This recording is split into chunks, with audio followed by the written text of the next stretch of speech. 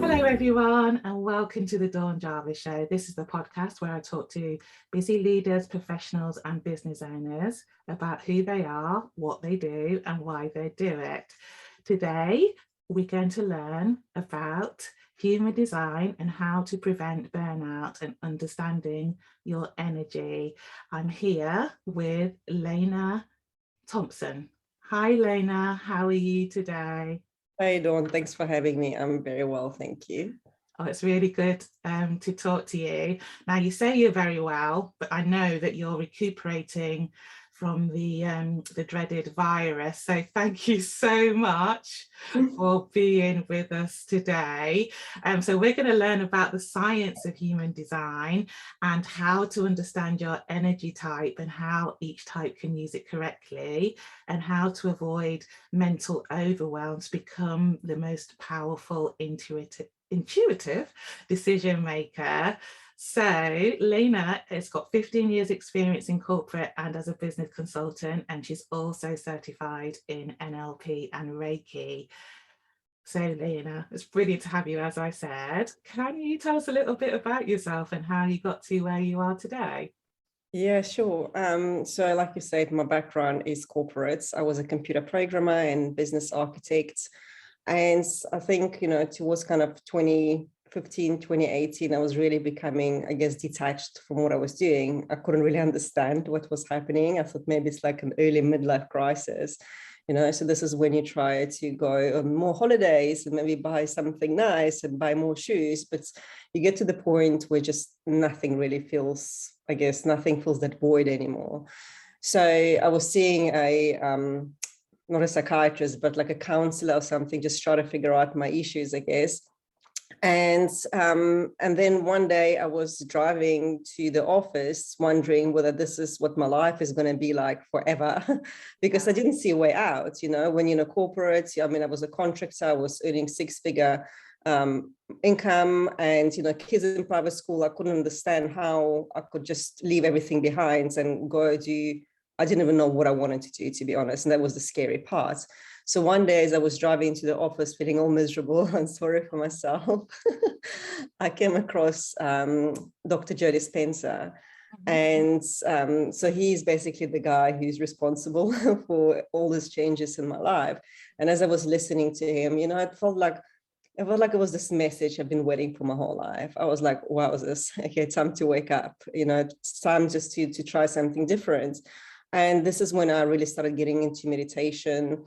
And step by step, I knew that my life started to change. I think I started feeling a bit more confident, a bit more resilient, and a bit more like unapologetic. I knew that this wasn't the life that I wanted.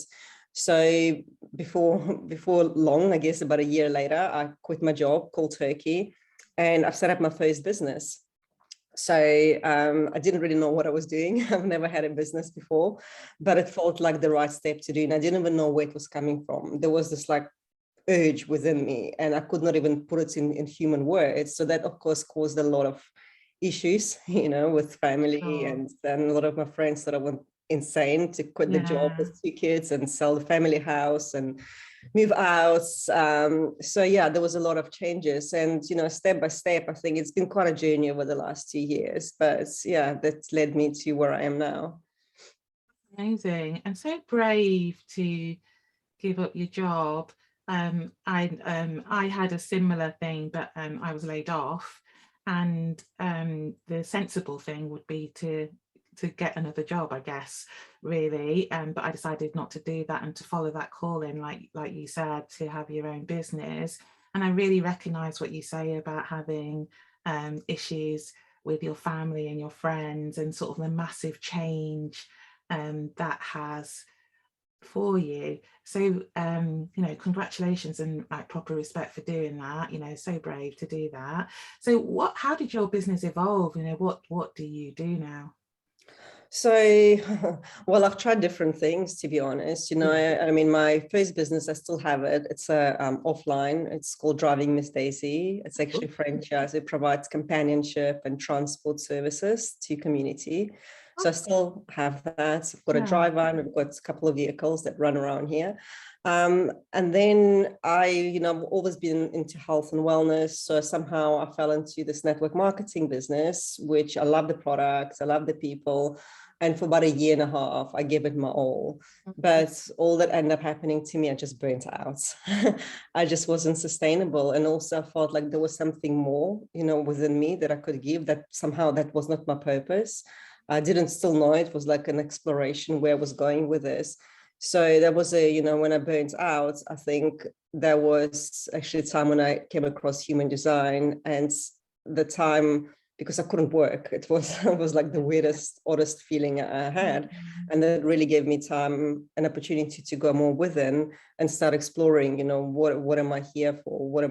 How can I serve people here?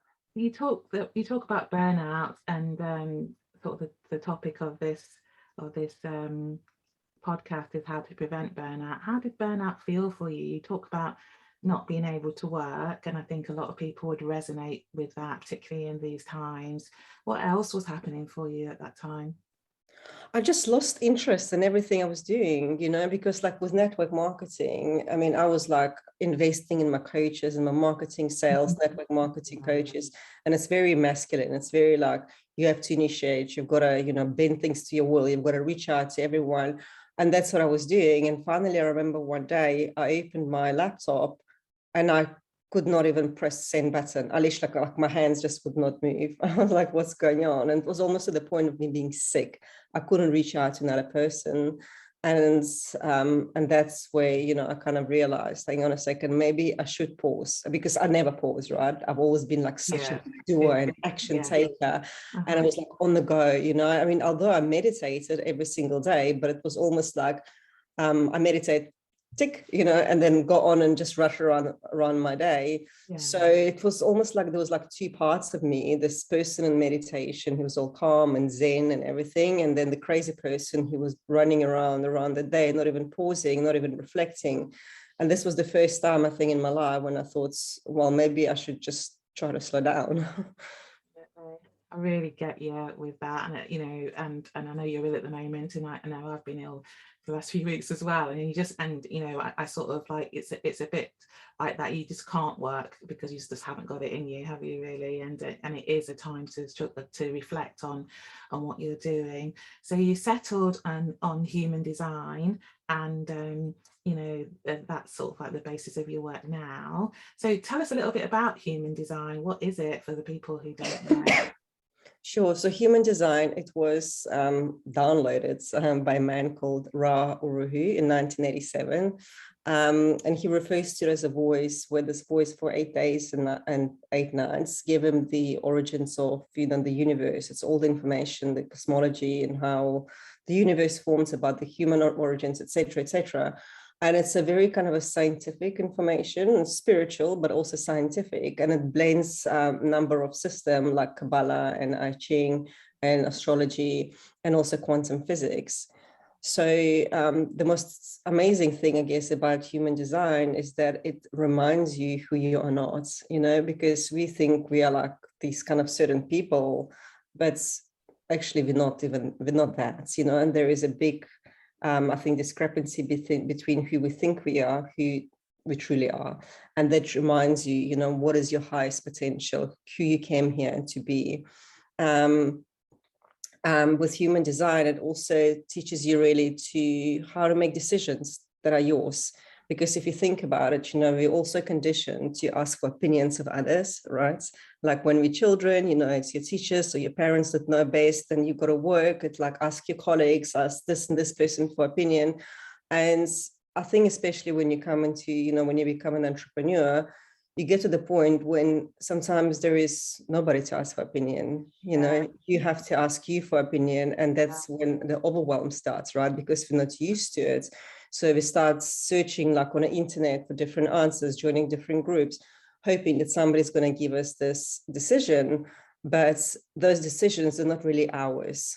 Those are decisions, once again, based on the societies and external circumstances. So with human design, it teaches you how to make decisions correctly that are truly yours. I love that. So tell us a bit about the science of human design. Mm. So yeah, as I mentioned, it's a mixture of Eastern sciences and also Western sciences. And the most important thing is that in human design is it differentiates between energy types. So we are all different human beings, but when it comes to us, let's say being in a job or being whatever, like in a society or being as a parent, we all kind of expect to behave in a certain way. Now, every single energy type, and there are 5 energy type, has their own way, have their own strategy on how really they're meant to show up in the world in order to eliminate the resistance, in order to stop pushing upstream and really have the life unfold in a way that is more natural and more harmonic. And there are 5 energy types, and some energy types really, they're not even designed to work, which is quite interesting. They're just here like literally just to be, or to guide others, or to reflect. And of course, if someone like that, let's say, is working in a high-paced environment, they can just simply burn out. Or the children, which go to school and they can't, let's say, sit still and they want to work on multiple things at once. Teachers say like they've got ADHD, right? And they medicate these children. In the meantime, they most probably the energy type manifesting generator, who are actually very busy, and they are meant to work on multiple things at the same time. And in fact, if they don't do multiple things at the same time, they can actually burn out, which is very opposite to an energy type that is a projector. So, understanding things like that in workplace, at schools, or in business can really save somebody like a lot of energy, really, and a lot of sanity also. So, and what are the energy types? You've mentioned a couple there, but for people who don't know, what are they? And what I'm quite interested in, are you one energy type all the time, or are you different energy types at different times? And is that a fluid thing, or is it a rigid thing? No, it's a consistent thing. So human design basically takes into account your date, time, and place of birth. Mm-hmm. And based on that information, it spits out like a body graph. And that's your energetic blueprint. It's like your map in this life. So by looking at the map, you can understand your energy type, you understand your points of strength and vulnerabilities, how you're best positioned to market and sell. Also, by looking at the body graph, you can also understands your life and your soul purpose, your spiritual purpose, the lessons you're here to master. I mean, there is so much information that is contained within the chart. I know, you can study human design for many, many years. It's like a science. It's never ending thing, really. But when it comes to energy types, there are 5 energy types. Majority of people are many generators or manifesting generators. So these kind of people that have that sacral chakra, I guess, except in human design called energy center, they have a consistent energy, and they're the builders of the world. They literally here can get up and go and do any job they like. But the problem with manifesting generators is that unless they do something they're passionate about, they burn out, because they need that passion to reignite that sacral, because they cultivate energy from within them. And another thing is about generators and manifesting generators, especially for generators, they're not meant to initiate, which is quite interesting, right? So when you think about traditional marketing, how it teaches us to go and make things happen and reach out and be proactive, that's how I burnt out, because I'm a generator. So my strategy is not to initiate. The strategy for generators is to wait to respond to something, So you invited me to your show, I've responded, and here I am. So this is the right use of energy. But then, of course, then the mind kicks in. It's like, well, what happens if I've got nothing to respond to, or what happens is like nothing is happening, and then you start initiating again. And I've done it, I've tasted it, and every single time I do it, I either end up sick or burn out or something happens. It's like literally, I mean, the universe, I think, became quite strict really with me nowadays. And this is one of the examples, because I know exactly where I went wrong. That sounds really interesting, actually. It's sort of like, that, you make things happen, but you don't initiate them. And I suppose if you understand that about yourself, then you could behave accordingly. And like you said, you tested it out, and that really works for you, doesn't it? Absolutely. It's amazing. Like when I wait to respond to something, and by waiting to respond, you don't really sit and do nothing. You can still you can still go and do something that's lights you up. You can even just go for like walks, right? Because sometimes you go for a walk and you get this most incredible download. You're like, oh my gosh, that's what I'm going to write my post about. And then you write your post and you've got like people reach out to you and say, hey, can I work with you? Can I do this? And then you're responding again, you see, rather than sitting here and trying to force things to happen. So then there's also manifester, and manifestors, they are about only 7% of population, which is interesting because they are actually the only type who are designed to initiate. Those are the go-getters. And actually there was, human design is quite a big study, and they've done a chart of quite a few like well-known marketers and businessmen, like multi-millionaire, billionaires, people who like, I've done this, you can do it, follow my steps, it will work. And they are manifestors. And what's interesting is that people try to copy them and it doesn't work for them, because it won't work for them, because they are not the same energy type. Like, I've invested thousands and thousands, into mentors, into coaching, with marketing, and I could never replicate the success. And now I understand why, because I'm not simply meant to do things the way they do. So if they manifest that, yes, they will go initiate. If I go initiate, it just goes all pear-shaped for me. And once, you let go, let's say as a generator, and you respond, it's like the synchronicities and opportunities I've experienced have been remarkable. It's like sometimes you're like, seriously, did that just happen? And it does. The more you surrender, you let go, you just really live according to your energy type. And then you get also projectors. So projectors here, they're relatively a new type. They only came, I guess, into being in 1781, and they're more like our guides, the teachers, the wise ones. They like the finer things, and they like all this, like the very particular, specific about like furniture and about the designs. They like things certain way. And they, as I said, they make like great, let's say, project managers, and they're great leaders and coaches. But the thing is about projectors is that because they also can see potential in others, even the way that others cannot see it within themselves. So what happens is they often want to go and give the advice, so, and they can be perceived like as bossy, I guess, or pushy. So for them, the strategy is to wait to be invited. So when they're invited, this is when really people then hear them, because, otherwise they can talk to whoever and give that advice, but they're simply not going to get recognized. And that will cause bitterness, and it can also cause them to burn out. And because they don't have consistent energy to work, they really work like in short sprints. If they try and stick to like 9 to 5 job, it's not going to work for them. They will burn out. And then the last step is the reflector, and that's only 1% of population. And they're literally like the mirrors of society. They're not here to work at all. They're like just here to reflect to us, on how we are doing as society. And if they are here to work, they really, really need to take it easy and to take it slow. And their strategy is to wait for 30 days to make a decision. Imagine. Wow. No, I can't. Yeah.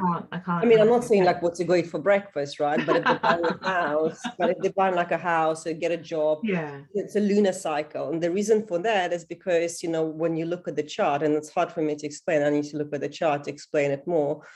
They have no fixed energy. So they absorb energy from the world, from the others. So they need the 28 to 30 days, the whole moon cycle, to discern that energy. Whatever is not there, they need to cleanse it all out. Because if they rush to make a decision, the chances are it's not even going to be their decisions. They're going to be making it based on the energies of others they've accumulated. Amazing. Thank you for that rundown. I'm learning so much about it, and I can see, and I loved your examples too about sort of like how that can affect your decisions, how that can sort of like impact on potentially burning out. So that's really, really, really good. So how do you use this knowledge in your work with people? So, I think a lot of people are looking for alignments. A lot of people also beginning to understand that working hard is just not going to guarantee success. The whole kind of mentality around working long and working hard and sacrificing is changing. It's more becoming about working, taking more aligned actions. And how do you get to align actions is only through that awareness, by knowing who you are, and by knowing, and by really aligning with that vision, with whatever it is that you wanted to create. So human design is the tool that helps you to get into that alignment. I've already mentioned before, like I used to meditate quite a lot. And then during the day, I was like this that person who was doing constantly and too busy to really pause and think and get any I guess inspirations to come through to me. So it's like almost two parts of you. There is a beingness and there is a doingness. So human design is like this glue. It's like that middle layer, that gels it together, because it shows you that by following your human design and by following your strategy and how to show up in life, by making decisions correctly, this is how you then begin to get into alignment and really let opportunities to come through to you.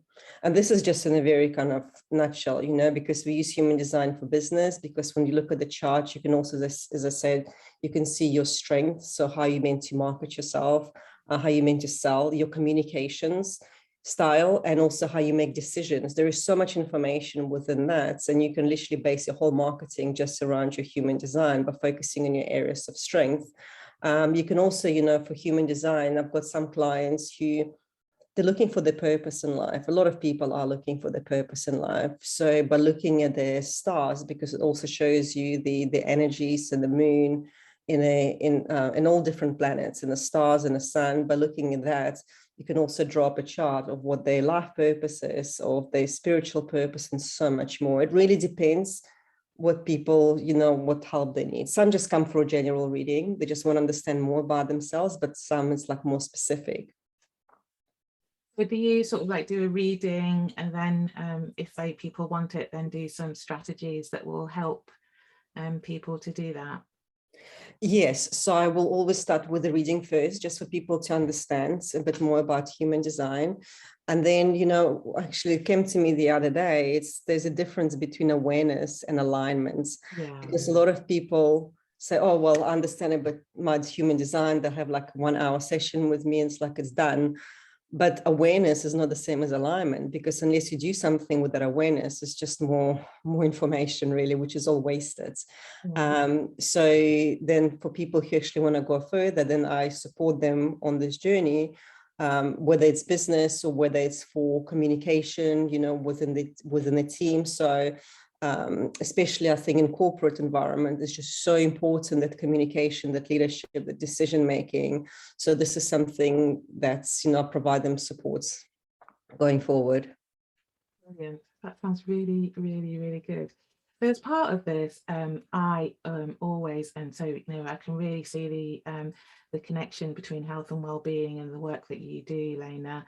And what I always ask all of my guests is, how do you stay focused, positive and productive? And I can tell in your answer, you're going to relate it to your energy type.